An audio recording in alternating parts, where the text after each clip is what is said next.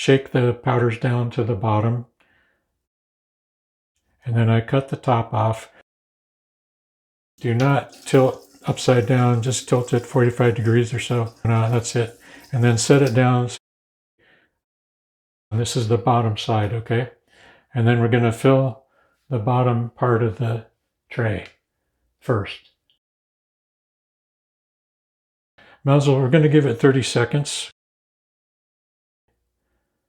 30 seconds. Make sure there's no junk here. Okay.